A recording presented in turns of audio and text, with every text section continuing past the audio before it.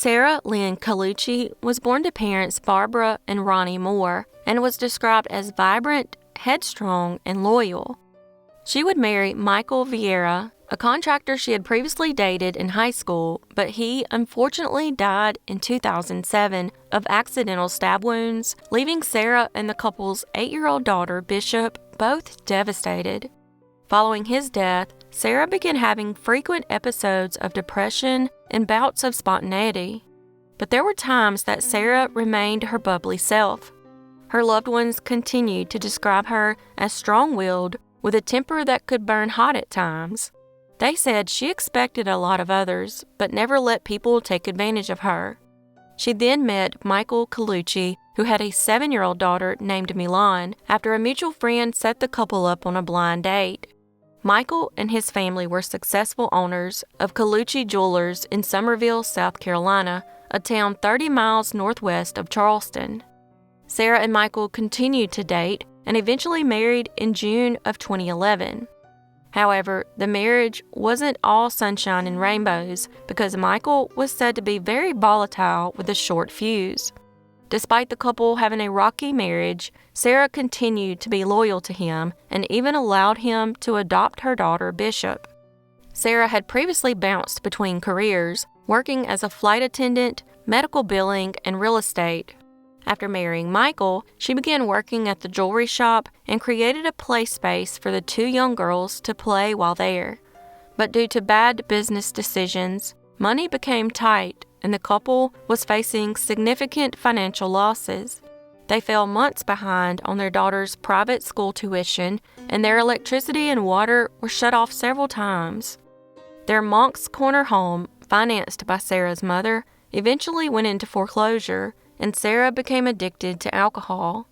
Rumors also began circulating amongst their friends that she and Michael were using drugs. On the evening of May 20th, 2015, Michael and Sara stopped by the jewelry store's warehouse in the 2200 block of North Main Street because she needed to use the restroom. Before arriving at the warehouse, Sara angrily called her mother and said, "Mama, it's drugs," but didn't go into further details on what that meant. She also shared her ultimate plan, which involved chaperoning her daughter's field trip to Myrtle Beach the next day and attending her 5th grade graduation on Friday. Then Saturday morning, she would take her daughter and leave Michael. Not long after hanging up with her mother, Sara was dead. Michael claimed that after arriving at the warehouse, Sara exited the car to slip through the fence to use the restroom, as she had done many times before, while he remained in the car on the phone. He said when she didn't return, he went to check on her and found her in the warehouse doorway with a garden hose around her neck. Michael called 911 and said that his wife had hanged herself with the hose. Michael? They're on the way, okay? Please. I need to figure out what she did. She tried to hang herself with a hose. Please. Oh my God.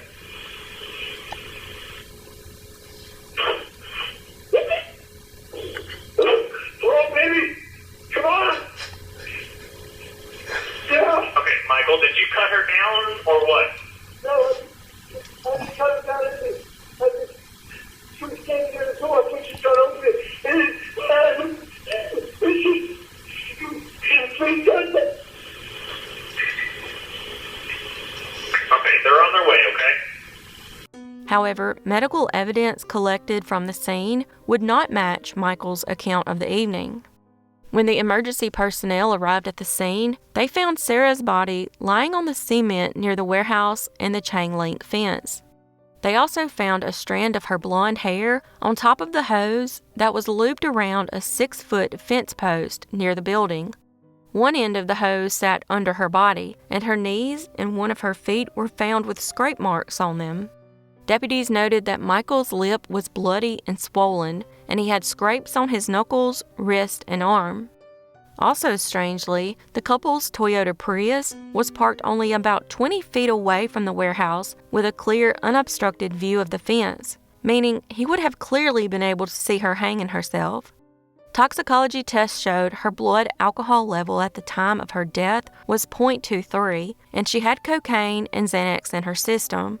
He told authorities that she was depressed and obsessed with her late husband's death, but her parents disputed this. Michael stayed with Sara's parents at their Berkeley County home for several weeks following her death. However, their relationship soured after his mother-in-law said he told her several conflicting accounts of what happened that evening. In some versions of his story, Michael said he waited in the car through 2 songs before he checked on his wife and found her hanging. In another story, he said he stayed in the car for 30 minutes. He even changed his story again and told Sara's mom, Barbara, that Sara was shimmying between the fence and the building, a maneuver she had done many times before when she tripped and fell into the hose. According to Barbara, she found the story to be quite ridiculous. Sadly, there was no funeral for Sara, and her parents weren't even informed by Michael that he had cremated their daughter. He didn't even bother picking up her ashes for 6 long months, which he blamed on the ongoing investigation and the custody fight for the girls. Her parents also never received any of her personal belongings, and her mother had to fish one of her paintings out of the garbage. 1 year later, Michael was eventually charged with his wife's murder. Prosecutors contend that Michael Colucci strangled his wife with his hands during a struggle.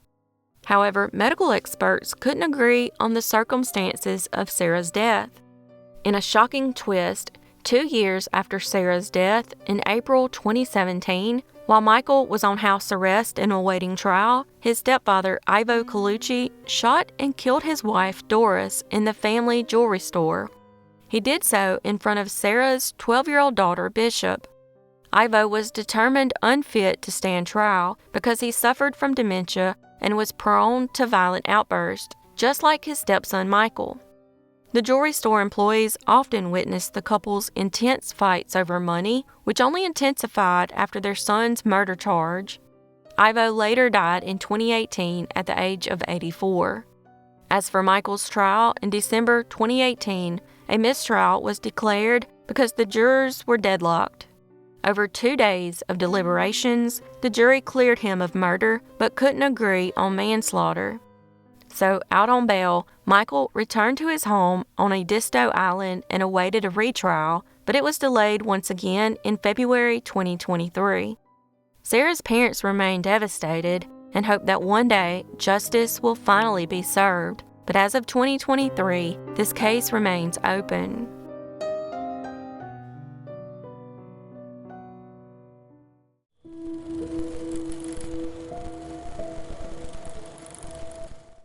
George Carroll was born in the early 1930s and later served as an Army corporal in the Korean War. He married a woman named Dorothy, and the couple had their first of 4 children in 1952. A few years later, George bought a small cottage on an isolated wooded road at 75 Olive Street in Lake Grove, Long Island, New York. According to Dorothy, George up and vanished one day in 1961, leaving behind his 4 children, ages 11, 9, 6, and 2 years old. They were told he went out to buy cigarettes and never came back. But sometimes that story would change, and with them being told he took out the garbage and never came back. Growing up, George's children naturally kept asking about their father, but their mother repeatedly said he just left and didn't come back. And don't ask, it's not important. They wanted answers, but were made to feel as if they weren't supposed to talk about their father.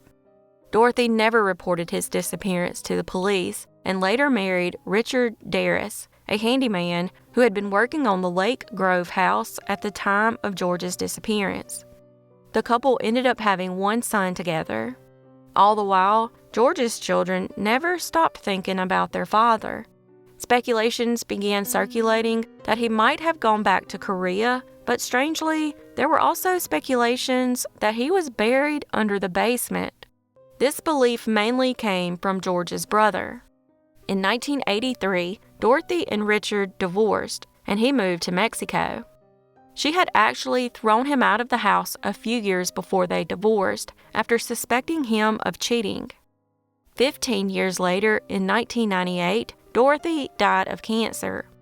As she was lying on her deathbed, her son Michael asked once again if there was anything she wanted to get off her chest regarding his father, but she simply repeated the same old story.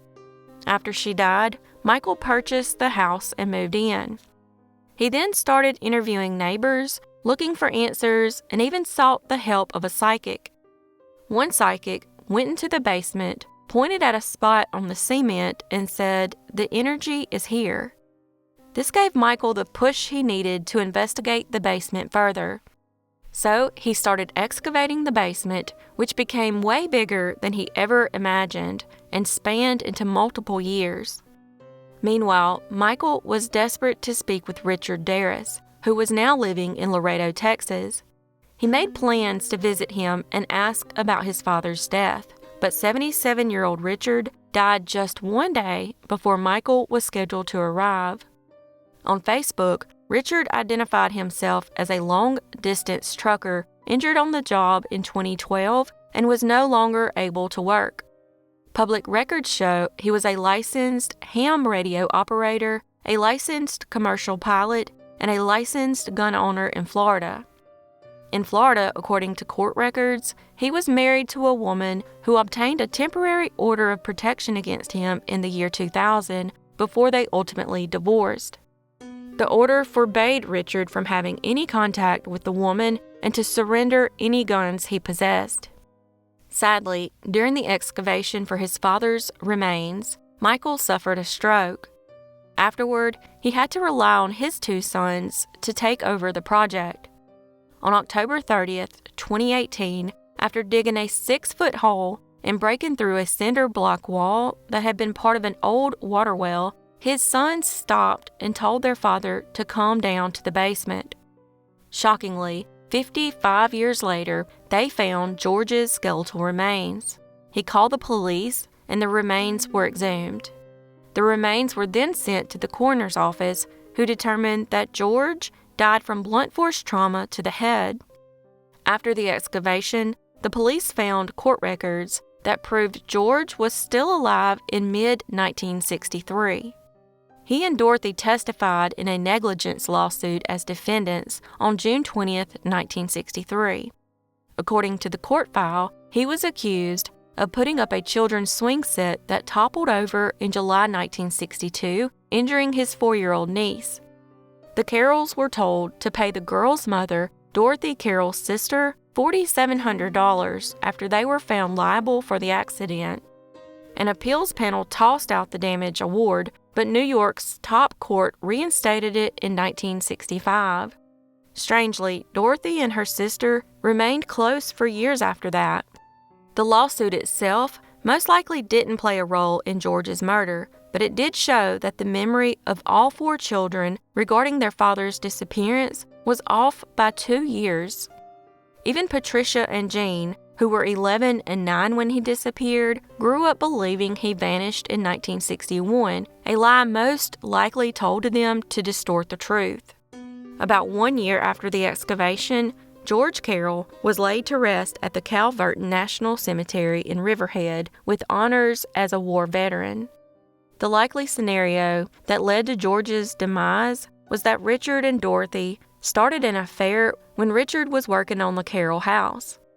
In 1963, divorce was still frowned upon, so it's possible that Richard killed George by hitting him on the head with a heavy object and then burying him several feet under the house. However, this is only a theory, and the truth may never be known, and as of 2023, this case remains unsolved.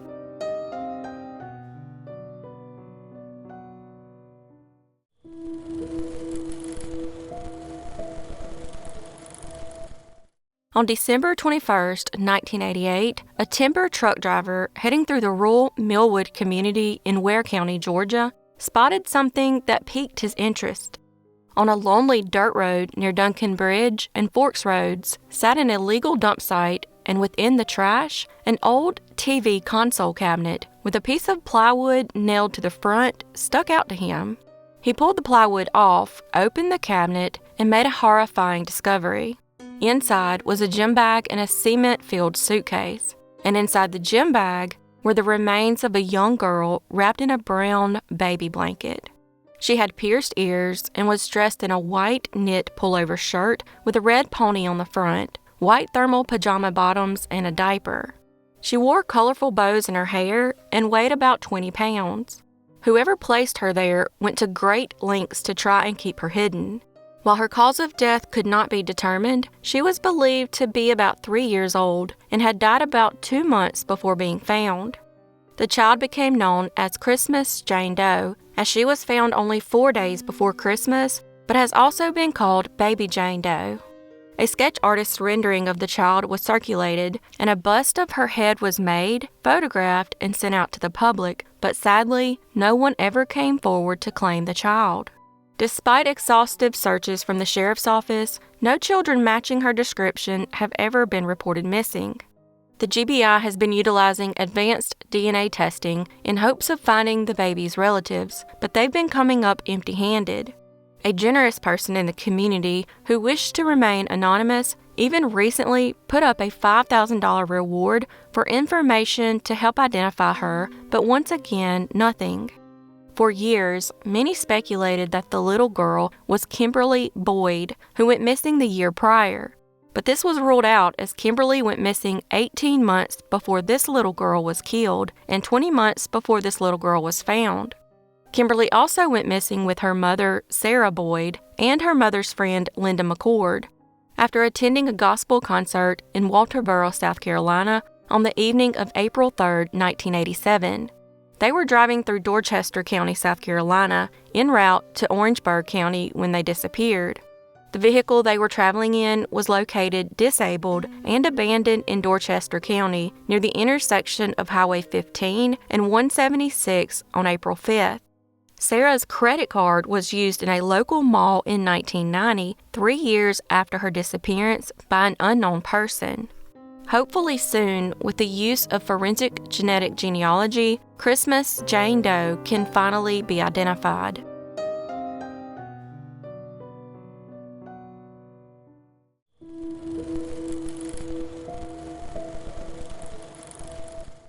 On September 19, 1953, Donna Sue Davis was the youngest born to James and Mary Davis and soon became known as the darling of the neighborhood where she lived in Sioux City, Iowa. They lived together in the bottom apartment of a duplex at 715 Isabella Street. On the night of July 10, 1955, 21-month-old Donna Sue was tucked into her crib, which sat against the wall at the foot of her parents' bed. After kissing her daughter goodnight, Mary opened the bedroom window to let a breeze in. She then went to the living room to sit with her husband while she read the paper. Just after 9:30 p.m., one of their neighbors, George Berger, saw a man cut through the hedges at the Davises' house. It was dark and too difficult to see exactly what the man was doing, but he seemed to be walking along the south side of the house. Then, for a few short minutes, the man disappeared. George was about to brush off the incident when the man reappeared, hunched over, walking across the yard, now carrying something. Around the same time, neighbors Mr. and Mrs. Leif Feldos, the couple living behind the Davis family, were alerted by the loud barking of their dog Rex. Mr. Leif grabbed a flashlight and shined it toward the man, who was now stooped over and hiding behind a bush. He was determined to catch him because just 2 weeks before, Rex's barking had alerted him to a young man tampering with their car, and Rex had held the man at bay. Before the police took the man into custody, Leif had voiced a strong complaint about the poor lighting in the neighborhood. This time, however, he suspected the man might be carrying meat to poison Rex or other neighborhood dogs. Mr. Leif passed the flashlight off to his wife and returned to call the police. However, before the police arrived, the man ran through the alley with Leif on his heels. He chased the man across West 14th Street and into the next alley, which leads north toward West 15th. The man was described as being around 31 years old, with a slight build, and was seen wearing a white t-shirt and khaki trousers. He once again disappeared about a block away. Mr. Leif approached slowly, but by the time he reached the bushes, the man had simply vanished. Leif returned home to wait for the police to arrive when a crowd of curious neighbors began to gather. He started telling them what had just happened when he was interrupted by Mary screaming that her baby was gone. Mr. Davis had gotten up to go to bed and check on Donna Sue, and when he didn't see her in her crib, he yelled to Mary, asking where Donna was. He then noticed that the bedroom screen had been removed and immediately called the police. He was unaware they were already on their way to the neighborhood in response to Mr. Leif's call about the prowler. Mr. Davis took off in his car to search for Donna Sue, but due to the heavy rains the day before, he soon became stuck in the mud, requiring searchers to stop and pull his car out. Meanwhile, neighboring cities were on high alert, and many people claimed to see a man matching the description in various places. Several other neighbors reported seeing a white male skulking around the neighborhood that night, but none could clearly describe the suspect. About 25 minutes after the abduction, a local man named Sid Goldberg, unaware of the situation, was driving past a motel in the nearby town of Elk Point, South Dakota, when he took notice of a man in a white shirt and khaki pants carrying a baby and standing beside the road. He noticed the man standing beside a black Chevrolet two-door sedan with a Nebraska license plate. A massive search was carried out all over Sioux City, with everyone desperate to help. At about 11 p.m., Sid Goldberg heard the reports on the radio about Donna Sue's abduction and immediately stopped and called the Sioux City police. The Sioux City police notified Elk Point, South Dakota police, who quickly converged at the same hotel Sid had passed by an hour earlier. However, the Chevrolet sedan was gone, but Sid remembered the license plate number.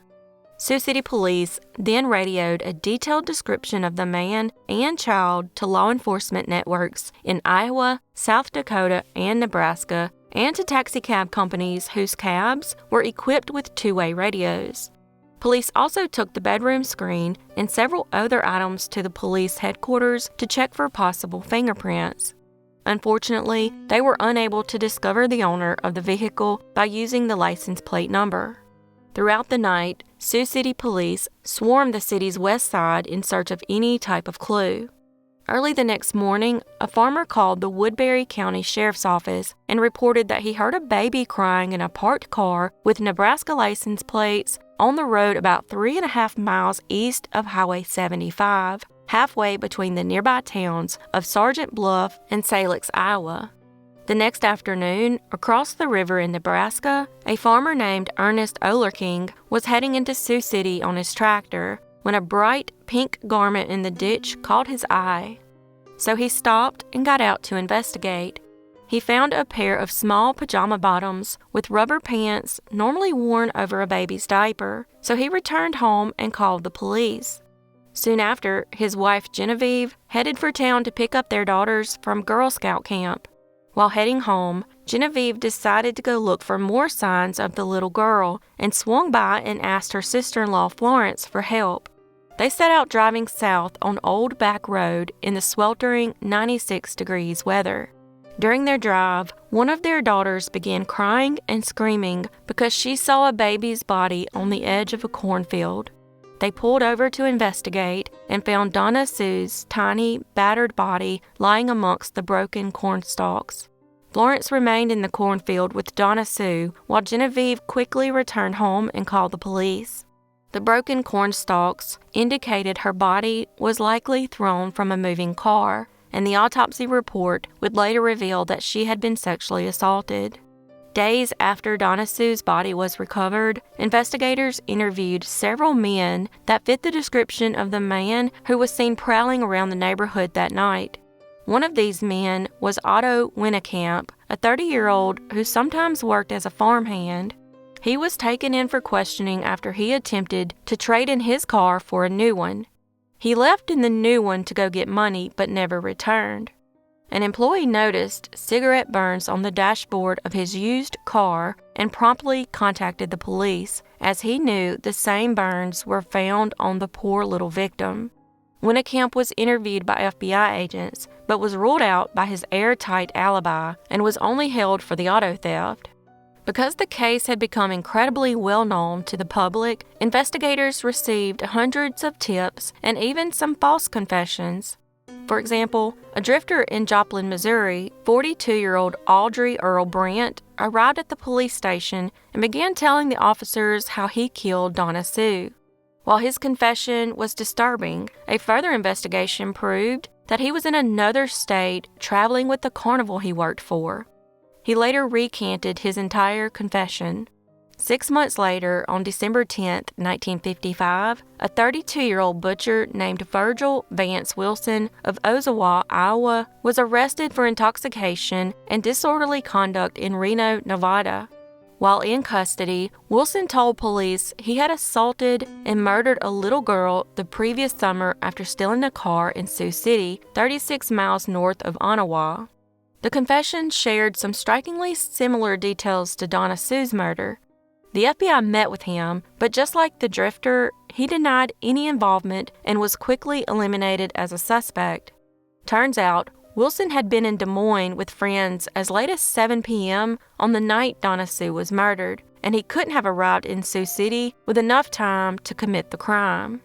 After the summer of 1956, leads slowed down and the case went cold, and James and Mary Davis would not live long enough to see justice for their baby girl.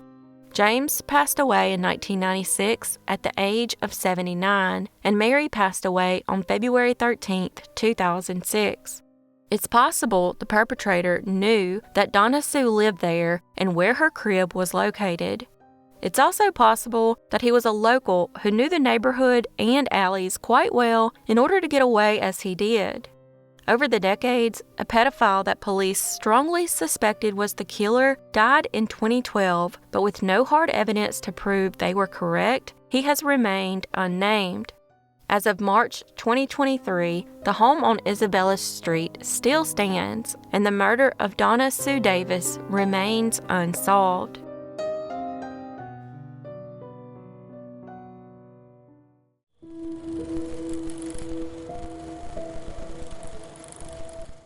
Linda Sue Dearth was born in November 1959 and grew up north of Dayton in Brookville, Ohio.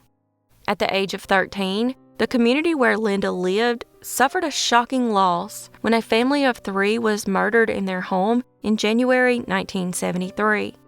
That family was the Buck family, and they lived at 2020 Arthur Avenue in Harrison Township, 15 miles from the Dearth residence. It consisted of Gloria and Jack Buck and their 2 children, 5-year-old Scott and 6-year-old Tracy. On January 13, 1973, Jack arrived home from a hunting trip to find his wife and 2 children had perished in a brutal attack. It was apparent that Gloria had put up a fight and sustained numerous defensive wounds before succumbing to a gunshot wound. Jack Buck became an immediate suspect but was quickly ruled out. The 17-year-old babysitter that Gloria Buck had recently hired was arrested on suspicion of the murders and was later given a truth serum test and passed. But strangely, 13 days after the triple homicide, Linda was home from school because school was closed to honor the funeral of former President Lyndon B. Johnson. Linda's 17-year-old brother Robert received a phone call from their grandma asking for help with something, so he left the house for a couple of hours. He returned home around noon to their home on Diamond Mill Road, a long country road, to find Linda had been sexually assaulted and shot to death. The normally peaceful community went into a frenzied panic, fearing that a crazed killer was on the loose. Several months after Linda's murder, detectives linked her murder to the Buck family murders through firearm cartridge cases recovered from both houses. Those cartridges belonged to a Ruger .22 that was stolen from the Buck home. Interestingly, both families had placed ads in the local trading post. The Dearths were selling a car, and the Bucks were selling a television. After the firearm was linked to both murders, the babysitter, Patty Brown, was exonerated because she was behind bars when Linda was murdered, proving she was innocent. As of 2023, all 4 murders remain unsolved.